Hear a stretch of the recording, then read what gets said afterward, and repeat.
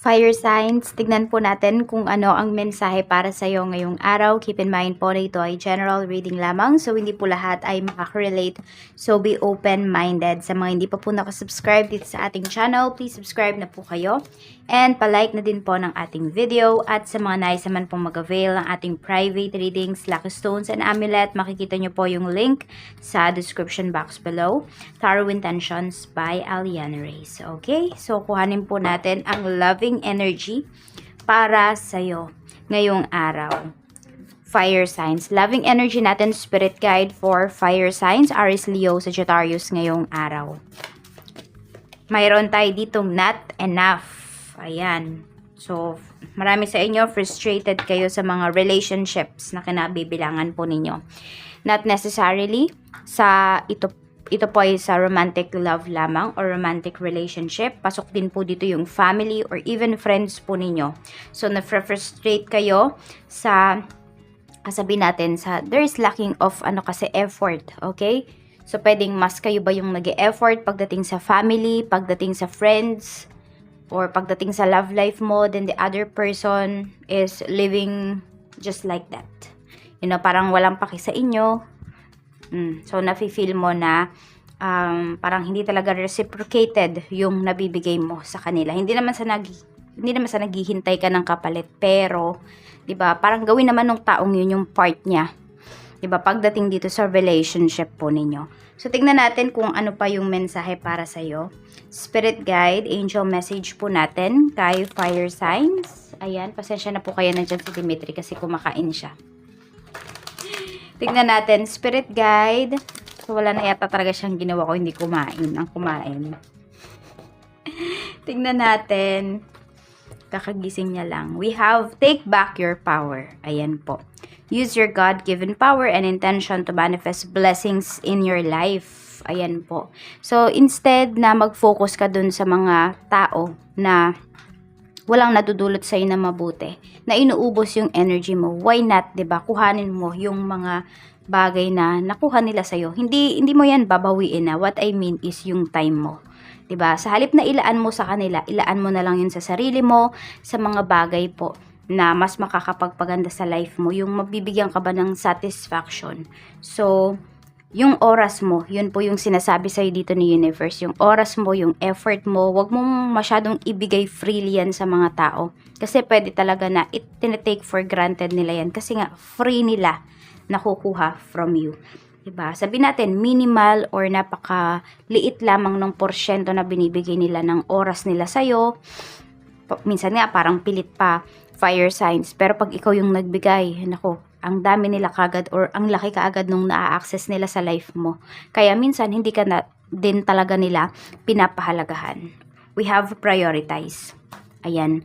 Alam mo ba kung ano yung dapat mong i-prioritize ngayong araw na to? Ano ba yung dapat mong unahin? Fire signs, kung hindi mo pa yan alam, check your schedule or do your schedule. Diba? Gumawa ka ng schedule mo. Ano ba yung mga bagay, mga tao na, ayan po, same energy mo, or dapat mo talagang pagtuunan ng pansin ngayon? Ano ba yung kailangan mong tapusin? Ayan, na mabibigyan ka ng satisfaction. Courage. Be courageous and stand up for your beliefs. Ayan. So, may mga tao dito na pwedeng ini-invalidate nila yung nararamdaman mo. Sinasabi nila na, fire signs, masyado ka lang sensitive, etc., etc. Okay? So, kahit ano pa tong nararamdaman mo, at kung merong mang nag-i-invalidate ng nararamdaman mo, hayaan mo sila. Basta ikaw, you stand up for your beliefs, at kung ano yung nararamdaman mo, at sa tingin mo, need mo na itong ipakita, need mo na itong sabihin sa kanila, sabihin mo. Okay? So, yung nararamdaman mo is, totoo yan. Yung nararamdaman mo, hindi yan masama. Yan talaga yung nararamdaman mo, and kailangan mo yang i-address. Tignan po natin kung ano pa yung mensahe para sa'yo. Spirit guide. Okay. Spirit guide, ano pa po ang mensahe natin for fire signs? Aries, Leo, Sagittarius ngayong araw.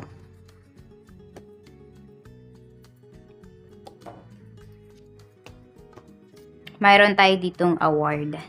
Ayan, accept your well-earned praise. So, pwede na hindi ka talaga satisfied fire signs ngayon sa mga achievements mo in life, pwedeng nafe-feel mo na kulang pa. It's either kulang pa yung nare-receive mo or feeling mo kulang pa yung efforts mo, kaya kulang yung nare-receive mo. So marami po sa inyo is talagang mataas yung standard ninyo. Palaban talaga kayo. Yun yung pinapakita dito. So kung palaban po kayo, ano ba yung efforts na kailangan mong i-extend? Sabi ko nga sa inyo, wag nyong sayangin yung oras ninyo sa ibang tao na hindi naman nakikita yung yung efforts po ninyo. So, ayan, maglaan ka talaga ng time para sa career mo, para sa mga bagay na may nakukuha ka, may nabe-benefit ka. So, yun no. Pwede kasi na dun sa bagay na yon, konti lang yung binibigay mo. Kaya, hindi ka rin talaga nasasatisfied. Take back your power. Ayan po. So, pwedeng merong magyaya sa yung mag-mall. Mag-malling ngayong araw na ito. O kaya naman, ikaw to. Nandun yung magkakaroon ka ng lakas ng loob. Bakit ganun? Parang kailangan mo pa ng lakas ng loob, fire signs, para paggagastos ka sa sarili mo.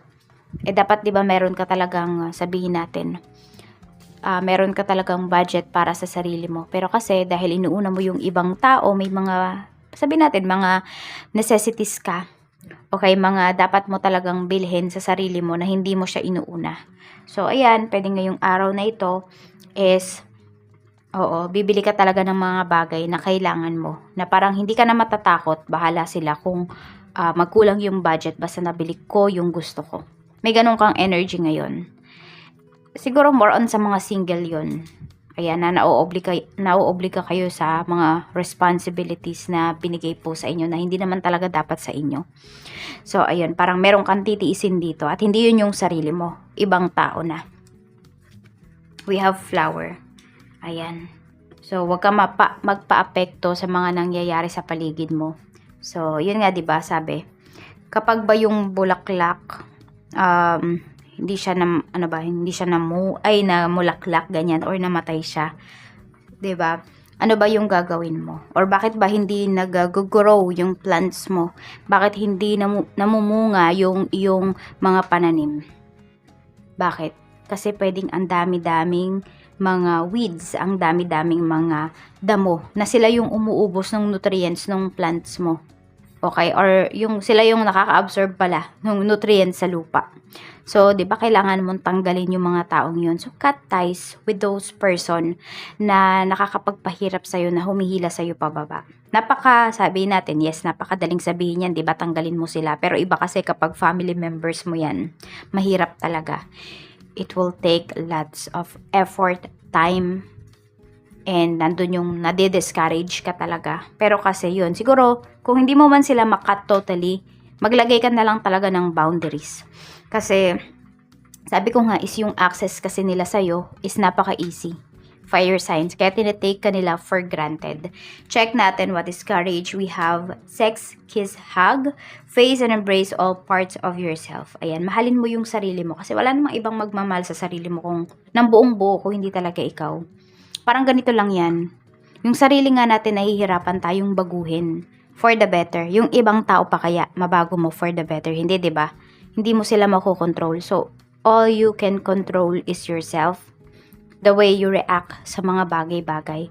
So, mahalin mo po yung sarili mo. Yakapin mo ng buong buo yung sarili mo.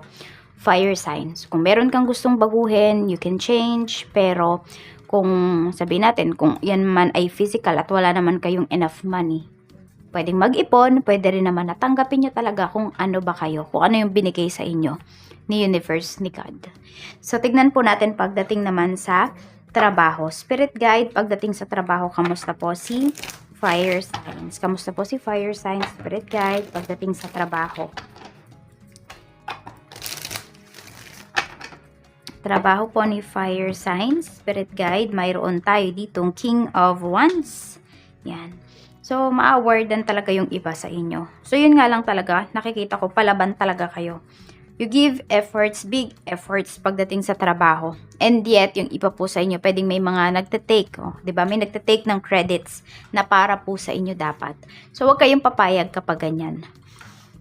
Kasi alam mo yung efforts mo dito. Tapos, ayan din po, pwedeng kayo yung punong abala talaga sa mga gawain ngayon sa inyong trabaho. Parang sa inyo, i-award yung, sabihin natin, yung leadership. parang ganyan. We have Queen of Pentacles pagdating naman po sa inyong negosyo. So, ayan, pwedeng ito yung shopping na sinasabi na to, pwede po na ito ay hindi shopping ng pangsarili po ninyo.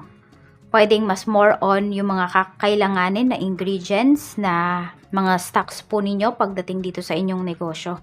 So, ibig sabihin, maganda yung tinatakbo ng business ninyo, maganda yung flow kasi nakakapag-refill kayo, nakakapag-stock po kayo. Ibig sabihin, umiikot talaga yung puhunan ninyo. So, ipagpatuloy niyo po yan, mahalin niyo yung inyong negosyo, at saka ayan, no, syempre magtabi rin po kayo para sa inyong sarili. Maganda yung kinapupuntahan ng iyong kinikita. Check natin pagdating sa money, we have 7 of Wands, ayan. Ano nga lang yung iba sa inyo? Yes, malaki yung kita ng iba sa inyo or marami kayong kinikita. Pero, pagdating po sa inyong kaperahan, ano ba yung pinaprioritize ninyo? Diba? So, yan lang po. Medyo pressured kayo dito dahil nga siguro sa sobrang dami ninyong responsibilities. So, ayan, isa-isahin nyo na po talaga. Ano ba yung pinakamahalaga na need ninyong bayaran ngayong araw na ito? Bayaran nyo na po para hindi kayo matambakan. Meron din akong nakikita dito, pwedeng nagpapalaba yung iba sa inyo or nagpapalaundry kayo. Hindi ko lang alam kung meron kayong inuupahan na tao or nagpupunta kayo sa laundry shop. Pero ayan, pwedeng may maniningil po sa inyo ngayong araw na ito. Tignan natin spirit guide. Pagdating naman po sa love life, we have temperance. Ayan. So, napakahaba ng inyong pasensya. Fire signs ngayon pagdating sa inyong person. You are trying your best na wag mag-isip ng kung ano-ano pagdating sa person mo. Kahit minsan wala siyang time talaga sa'yo. Sobrang namimiss mo na siya or pwedeng namimiss nyo na yung isa't isa. Meron lang din dito pwedeng nagmamatigas. So kung kayo po ay nag-away, yun, medyo titiisin ka ng person mo. Or maybe ikaw yung mantitiis sa kanya ngayon. Pero other than that, ayan nga po. So parang, kasi, siguro hindi pa ganun kalakas, katibay yung inyong foundation pagdating dito sa relationship. Kaya mas mabuti po na kilalanin nyo talaga yung isa't isa. Ayan, diba? Embrace and face all parts of yourself or face and embrace all parts of your relationship. So, hindi lang lagi yan puro saya, hindi lang din naman laging lungkot, iyak. Meron ding tawanan at kasiyahan.